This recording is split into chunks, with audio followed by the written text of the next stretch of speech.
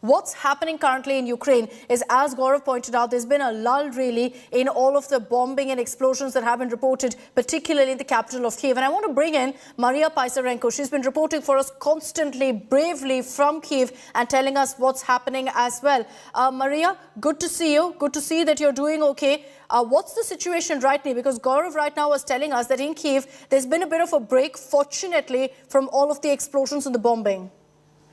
Yeah, right. He's right. Actually, we have expected heavy shelling, heavy bombing this night, but nothing happened. Actually, we had air sirens going on this in the evening, so we had to hide in the shelter, and we really did stay for the whole night with the neighbors because we were warned by the state officials that the huge risk of large heavy rocket strikes was very high. The risk was high, but actually nothing luckily happened, so the night was pretty calm, spending it in a shelter.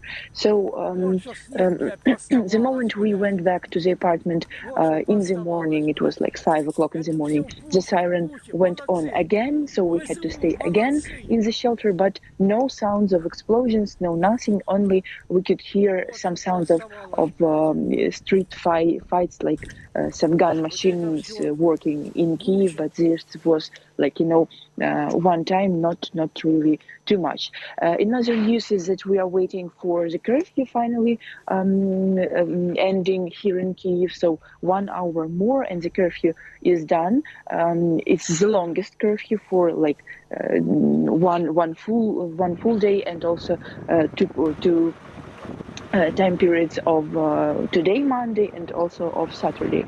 And the city council says that still there would be a curfew, but only in the evening every day. But this is the situation in Kyiv. Actually, the situation in other cities of Kyiv wasn't so peaceful and so calm as this night in Kyiv. For example, the troubling news are coming from Chernihiv. It's the city to the north of Kyiv. We have seen a heavy rocket strikes there. One residential building was hit by a rocket. There was a fire in the first 2 floors of this house, and also the report says that one local woman was injured in this heavy strike. We have also seen terrible images, terrible photos from Kherson Oblast, which is to the south of Ukraine.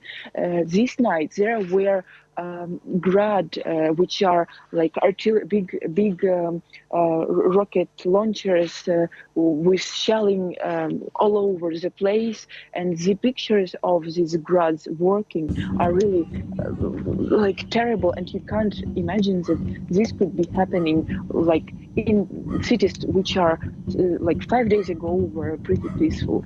And also the latest news is that we're waiting for these peace talks, peace negotiations of President Volodymyr Zelensky with Russian president, and there was like a glimmer of hope during the night that either this calm situation now a little bit calm is because we are awaiting for the negotiations, or to the contrary, everything may go even worse because these negotiations are really not predictable now. Nobody knows. Even Mr. Zelensky said that he understands that nothing could come out of these negotiations. Maria, what's also been striking for all of us is the kind of fight back that Ukraine has been putting up in the last few days. If Russia had hoped for a rapid invasion, that's most definitely not happening on the ground. In Kharkiv, in Kyiv where you are, there have been multiple reports coming in of how Ukraine civilians at that are pushing Russia back. Yeah, right. This is really very striking, and boosting morale of Ukrainians to see how fellow Ukrainians react to the Russians. We have seen really even amusing videos of people not only in Kyiv but in other cities. For example, in Chernihiv Oblast, they just walked the Russian tank out of their city. They just blocked it and made Russians move this tank far away. Or even we have seen this funny video, which is also viral now, on the internet, on social medias, that a tractor is just pulling the armored vehicles through the field. So the saying goes that this armored vehicle was just stolen by some people of the village. So you need, and this is like a metal, and you never have too much metal at your disposal, in your house. So people even joke about this. So this response, the response of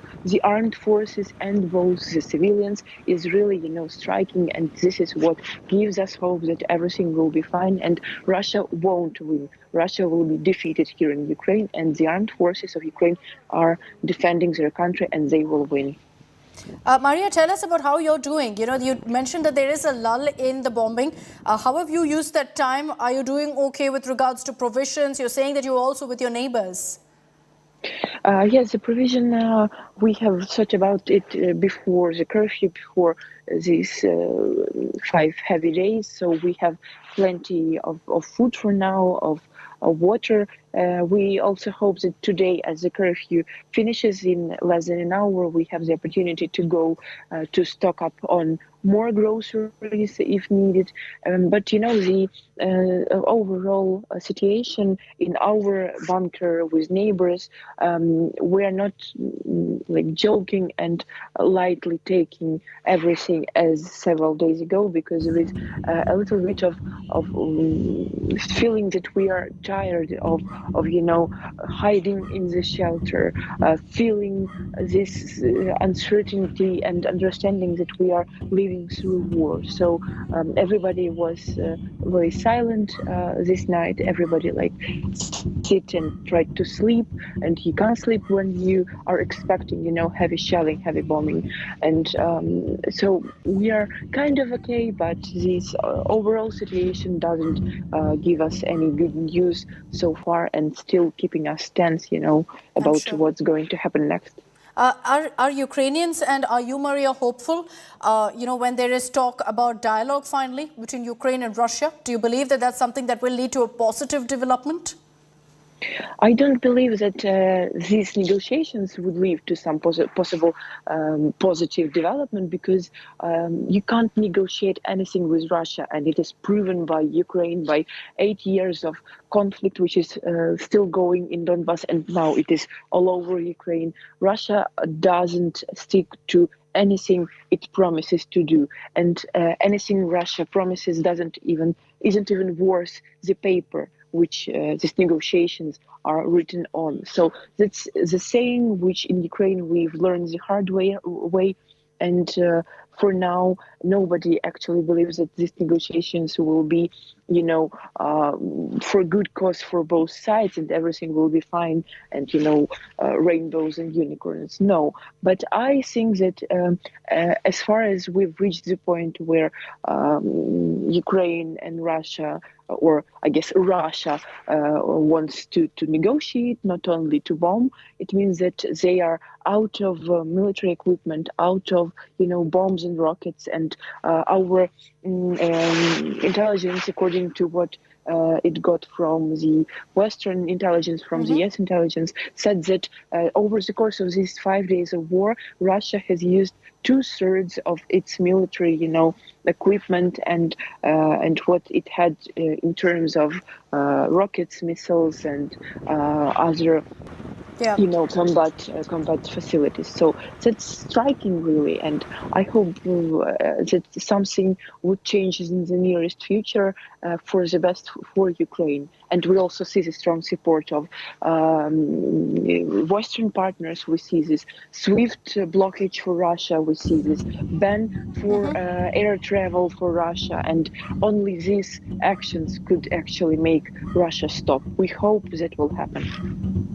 Okay, I understand the skepticism, Maria, on your part. I'll just reiterate what I said earlier, that if Russia was hoping that this will be a rapid invasion, that's not been the case because of a brave fight put up by your fellow Ukrainians as well as you, Maria, in ensuring that you don't give in to Russia in any way. Maria, again, thank you very much for joining us. We will keep touching base with you. Remain safe out there. Thanks to Gaurav also, who's continuing to report bravely for us from Kyiv. We're going to continue getting you all the updates from the ground. But I want to focus right now on one development that perhaps gives us some hope. Will it result in a big positive development? At this point, of course, we don't know. But Ukraine has agreed to come to the table. They've agreed to hold talks with Russia at the Belarus border. Ukraine has agreed to these talks at a time when Putin, of course, put out that nuclear alert. Belarus held a referendum on Sunday, soon after that, to adopt a new constitution that could ditch its non-nuclear status at a time when the country has become a launchpad essentially for Russian troops invading Ukraine and marching on Kiev. Belarus is, of course, very, very closely linked to Russia, and the fact that this development of getting their non-nuclear status, getting rid of that, could be to ensure that Putin can move his nuclear weapons through Belarus. The Ukrainian delegation will be meeting with the Russia delegation without any preconditions near the Pripyat River. When this will happen, we don't know yet. This area is located right across the frontier between Belarus and Ukraine, and the waterway, interestingly, Pripyat River then runs down to the Chernobyl exclusion zone in the south. The agreement for talks is a result of a phone call or conversation between Ukrainian President Zelensky and the Belarus President Alexander Lukashenko. The development comes after Kremlin had earlier also sent a delegation to Belarus saying it was ready to start peace negotiations with Ukraine. But at that time, Zelensky had shot it down. They rejected the offer. Now, Zelensky has said that he's willing to try talks with Russia, but is still very, very much skeptical.